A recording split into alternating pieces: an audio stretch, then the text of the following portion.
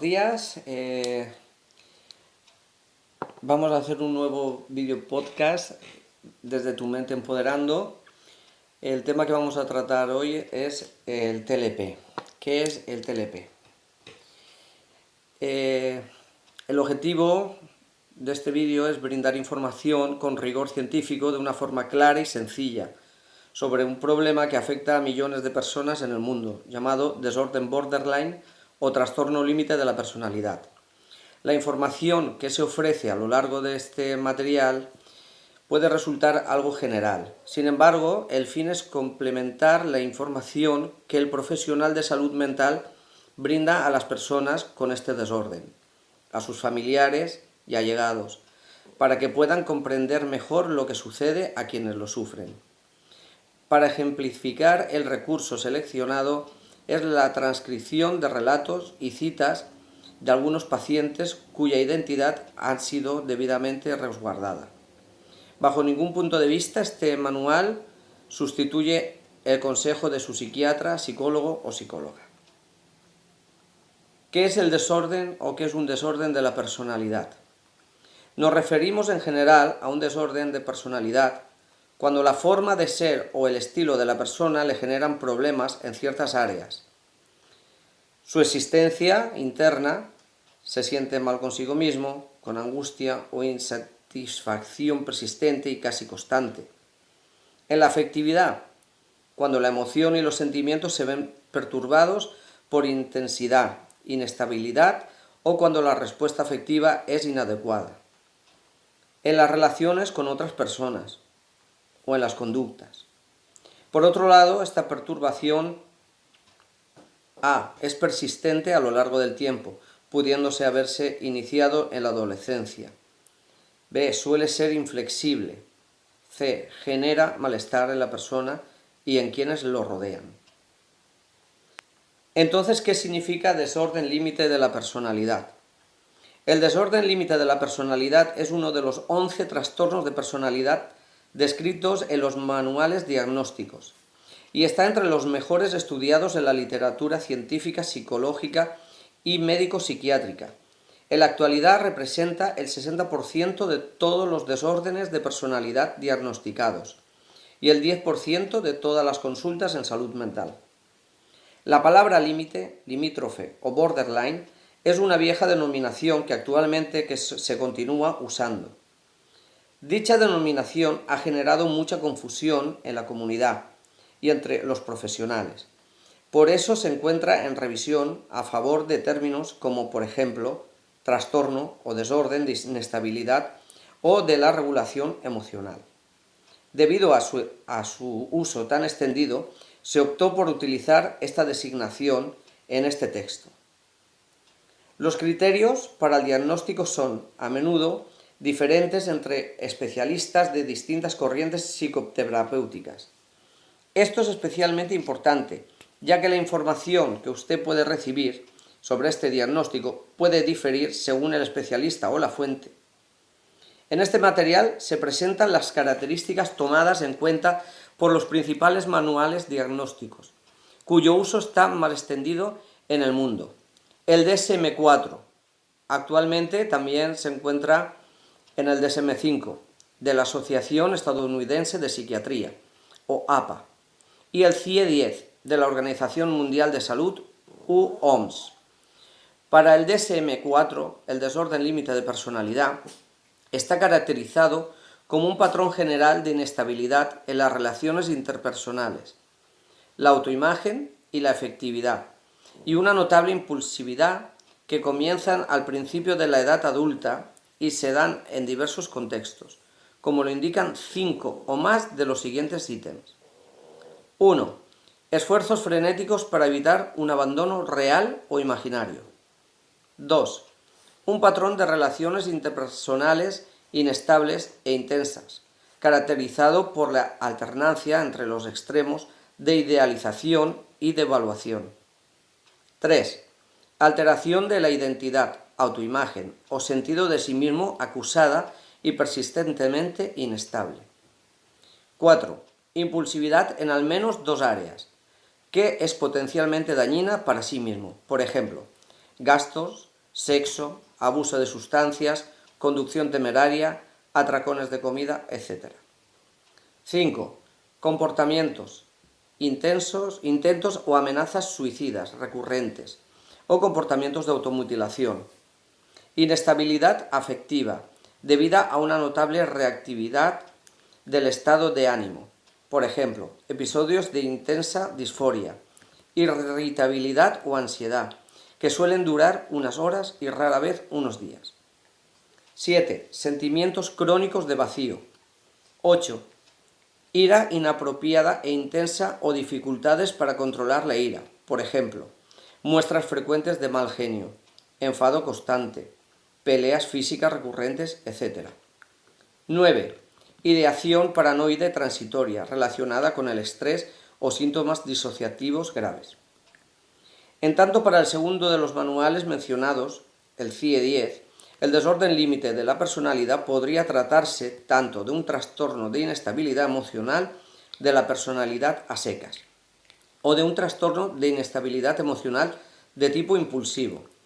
Tanto en uno como en otro, existe una marcada predisposición a actuar de un modo impulsivo, sin tener en cuenta las consecuencias, junto a un ánimo inestable.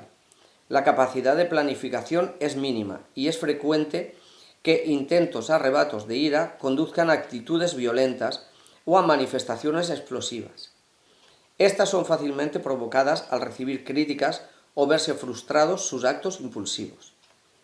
En cualquier caso, entre las cosas más importantes de la afección que nos interesa entender es que tanto la imagen de sí mismo, los objetivos personales y las preferencias internas, incluyendo las sexuales, son a menudo confusas o se encuentran alteradas.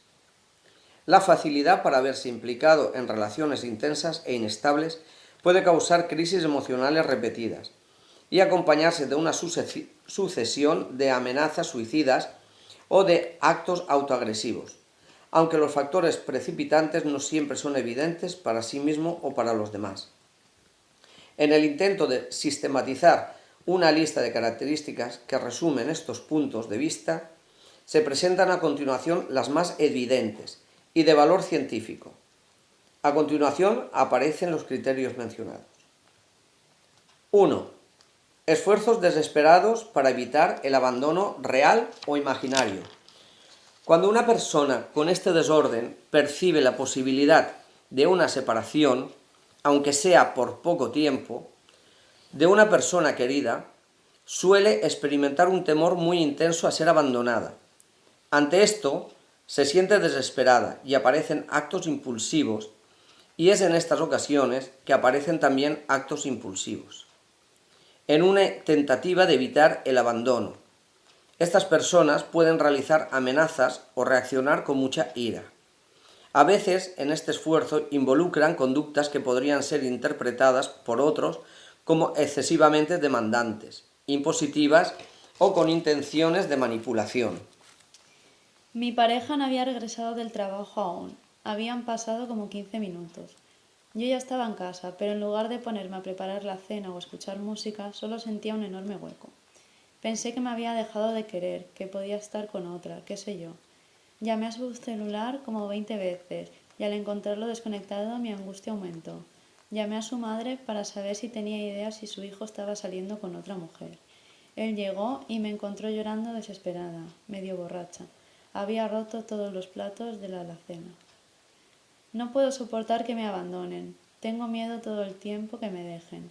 Me pone tan mal que termino haciendo cosas para confirmar que dejarme es mejor que quedarse.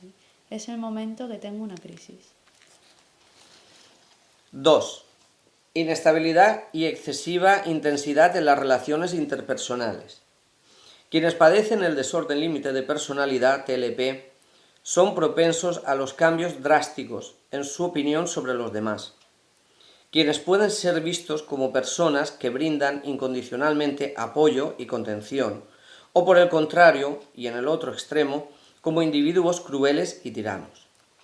Cuando ven a los demás como cuidadores fieles y leales, los idealizan, los consideran perfectos. En cambio, cuando perciben rechazo o abandono por los otros, o cuando estos hacen algo que no concuerda con las propias expectativas, estas mismas personas pasan a ser vistas como terribles, autoritarias o crueles. Degradan o ensalzan a las personas, cambiando muy rápidamente de un polo al otro. A esto se les suele denominar pensamiento dicotómico, la alternancia entre los extremos de idealización y de evaluación. Estas personas tienden a pensar en términos de todo o nada, siempre o nunca, o lo que llamaríamos coloquialmente blanco o negro. Siempre siento como un hambre insaciable de algo que es difícil de definir, algo que me hace sentir culpable todo el tiempo o con vergüenza de no sé qué. Me hace mantener distancia de la gente, a ver si descubren que soy rara o caprichosa o loca. Entonces, nada mejor que diversificar. Tengo muchísimos conocidos que me aseguran estar rodeada de gente, pero no demasiado cerca de ninguno. Pero ahora conocí a un chico que parece copado. Estoy que me arrojo a sus brazos para que me cuide. Él es perfecto para mí. En las 2 o 3 veces que nos vimos estaba claro que este era él. Es todo lo que he soñado. ¿Qué pasará cuando se dé cuenta de con quién está? Mejor no lo veo más, me asusta. Antes me acercaba a cualquier persona que me parecía amigable, con la esperanza de que se iba a ocupar de mí, y cada vez me daba cuenta, con mucho dolor, de que ninguna de esas personas era capaz de cuidarme en la forma en que yo lo necesito. Siempre terminaba peleándome, me parecía que me traicionaban. Mi mamá dice que no puede entender que un día la odie y al otro la adore, pero es así. 3. Inestabilidad en la imagen que tienen de sí mismos y la afectividad. De manera homóloga a la vivencia que tienen con otras personas, quienes sufren de este desorden son extremadamente duras consigo mismas. La imagen que tienen de sí y de su efectividad es muy variable, lo que provoca inseguridad en ellos mismos. Por lo general, su autoimagen está basada en ser desgraciados o incompletos, y aún a veces experimenta la sensación de no existir. Esto ocurre especialmente frente a la percepción de falta de relaciones significativas. Tengo una habilidad camaleónica para parecerme a las personas con las que estoy, pero lo hago más para engañarme a mí que para engañarlos a ellos. Cuando me transformo en otra persona, no es como si me disfrazara, realmente paso a ser otra, la que me gustaría ser. El proceso no es realmente consciente. He pasado tanto tiempo haciendo esto que no sé quién soy. Me siento irreal, falsa. Como consecuencia de la inestabilidad de la autoimagen, muchas veces muestran cambios bruscos en distintos aspectos, como por ejemplo en aspiraciones profesionales, objetivos, valores, planes a futuro, tipo de amistades, entre otras cosas. Son frecuentes las pérdidas repetidas de trabajo, las interrupciones de estudios o de tratamientos y las rupturas de relaciones. Es bastante desesperanzador. He tenido como una docena de terapeutas en distintos momentos. El primero es al que me mandaron a los 16, porque yo era un desastre. Después he ido por motus propio. Posteriormente a esos tratamientos no siento que yo haya dejado de ser un desastre. A veces me han dicho que tengo problemas para sostenerlos. Puede que sea cierto o bien porque demasiada proximidad me asusta o porque me hace falta demasiada proximidad. Pero la verdad es que siento que no me sirven demasiado.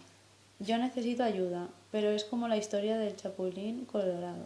Salvo que cuando yo pido ayuda, el que entra está desorientado, trae algo que no necesito, se distrae mirando otra cosa, se olvida de sus armas o simplemente está fuera de foco. Si os ha gustado este vídeo, no dudéis en darle al botón de suscribiros, darle a la campanita y al botón de me gusta. Este vídeo seguirá en un segundo capítulo. Espero que os haya gustado. Hasta luego.